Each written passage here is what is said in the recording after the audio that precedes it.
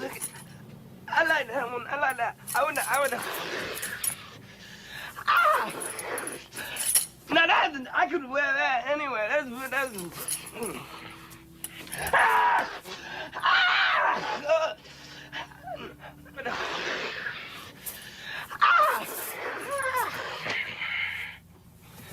I'm gonna look nice.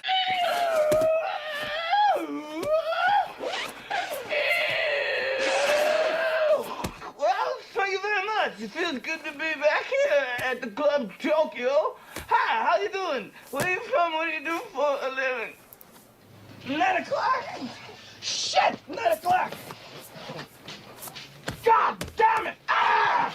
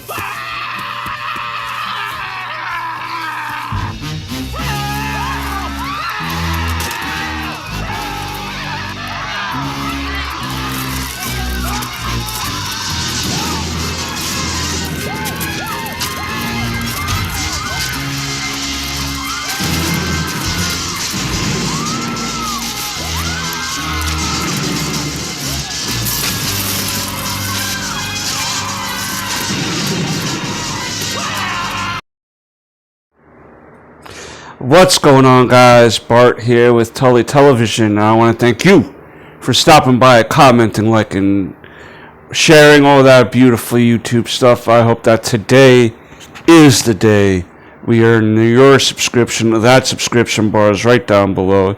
You hit that until it turns gray. You hit all on those bell notifications so you never miss an episode of Tully Television for cool reviews of comic books, TV shows, movies, new and old, and whatever tickles our fancy or your fancy. The march to 300 subscribers continues for our next giveaway to a random subscriber. And I'd like to even do maybe a live stream of a watch along of 300, But I digress. Let's get into today. We're doing a retro blast, and we're getting into a movie called One Crazy Summer. Written and directed by Savage Steve Holland, who also did another movie with John Cusack called Better Off Dead. That was a great movie. We might do that movie one day too. A young Dan Snyder was in that movie, and he was playing a creep towards women, and it's weird how he kind of knew that he was going to be like that. But I digress. Let's get into One Crazy Summer, written and directed by Savage Steve Holland. Stars John Cusack as Hoops, Demi Moore as Cassandra, Curtis Armstrong as Akak, Bobcat Goldthwait as Egg Stork, Tom Villard as Clay Stork. They play twin brothers, those two actors, in the movie. Matt Mohim as Teddy, Kimberly Foster as Cookie, and a young Jeremy Piven as Ty. That man still looks the same throughout these years. This movie basically follows Hoops as he graduates high school with his best friend George. I forgot to mention George is a character in the movie too. And George invites Hoops to Nantucket for summer vacation. And the whole summer is shenanigans and crazy happenings. Hoops is an aspiring basketball player, but is a way better artist than he is a basketball player. He can't even really make layups, put it that way. But his artistry skills in the movie is phenomenal, because throughout the movie they show Hoops animations and basically it's like a rhinoceros looking for love and stuff like that. And he meets the Stork twins, and he comes across Teddy, who's the local rich kid who has to win that year's sailing race in order to maintain the money that's coming in from his grandfather's estate for him and his father to continue reaping in the money without actually having to work. We also meet Cassandra, who recently inherited a house from her uncle that Teddy and his family is trying to buy, or at least his father, so they can build housing complex and make money off of that and not have to rely on this race every year. The Teddy and his father don't really show the grandfather who's earned all that money any real respect or love. The father's so cold and calculating that he'll purposely boil a lobster alive and put a stethoscope inside just to hear the screams, right? So that's how heartless and cruel he is.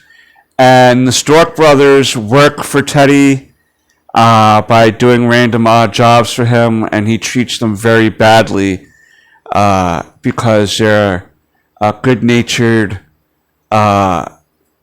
men, but they are not very like, they don't defend themselves or anything like that. They just kind of let themselves get picked on or whatever.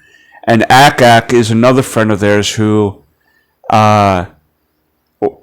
collects like mortar shells and stuff for his father, and his father's very like war driven and leads the local Boy Scouts, but he's very like against war and wants to like rebuild dolls and stuff like that. So very opposite of that aggressive, like very passive, and that leads to him and his father butting heads, and Ak gets kicked out of his house during the summer.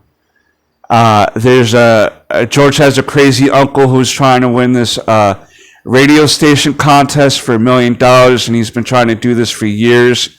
And if you hear the certain jingle, you gotta be like the 5th or 10th caller or something, like the 50th caller, and then you win the $1 million, right? And so throughout the whole summer, you see him like almost electrocuting himself because he's bringing the radio and phone into the bathtub and stuff like that. And he's just smoking like a crazy man smoking. And so basically, he finally wins, but something happens near the end. But I'll leave that for you guys to check out the movie, because it's a great ending to the degree of that uncle's story. Cassandra and Hoops start falling in love. Cookie, the girlfriend of Teddy, is trying to use Hoops against Teddy and vice versa. She seems to be the one that likes to have men fight over her, or for Teddy to be jealous and stuff like that. So, yeah, Teddy is a very intense individual.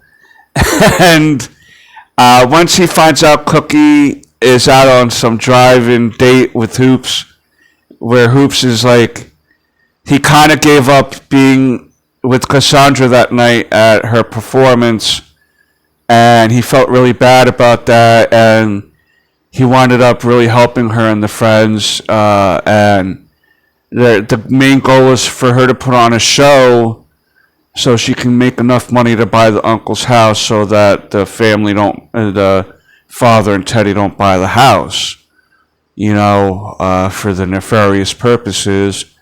And, your typical ups and downs of your high schooler during summer. And I think that it was a really cute and fun movie to see Demi Moore back then. It's crazy how long she's been in movies and in the business. It looks totally different than she does now, obviously.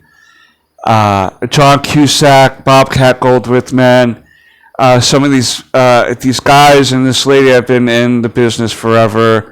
And Curtis Armstrong, too, an 80s movies icon, between Booger and Ak here, and some other roles. Yeah, Basically, they're going to try to win the race, right?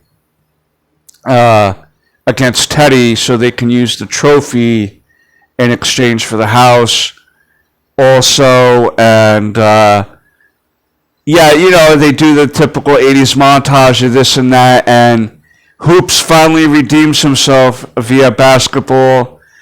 But again, I'll let you guys check out the incredible shot he has to make to save the day. And there's also this little girl with her dog who has a neck brace, and in the beginning of the movie, there's these two little girls that are making faces at the dog, calling him an ugly dog and everything. And a crossing guard had said, you know, if you keep making those faces and you get hit on the back of your back, your faces will stay like that. And they're like, ooh, what? And as luck would have it, a few minutes later, they're making fun of the dog again away from the crossing guard. And the little girl, George's sister, slaps him on the back, and the nose is up and the eyes are down because they're doing like, and their faces get stuck like that. And I remember that being creepy as hell when I was a kid. That stuck with me for a long time. And there's an older actress in this that plays George's grandmother who's been around forever. I wish I remembered getting her name before this video. But she's been in everything too back in the day. You'll recognize her for sure. And she's not the grandmotherly type, but she'll charge you for eating there and stuff and sleeping there and everything. So I thought that was pretty funny too. This was a great movie. Definitely a cult classic, and definitely a movie worth watching during summer. Because you yourself may be having one crazy summer. But yeah, that's my review of One Crazy Summer. I hope that you catch it. You'll definitely have yourself a good time. And you let me know down below if you like it. But until next time, peace, Snookums.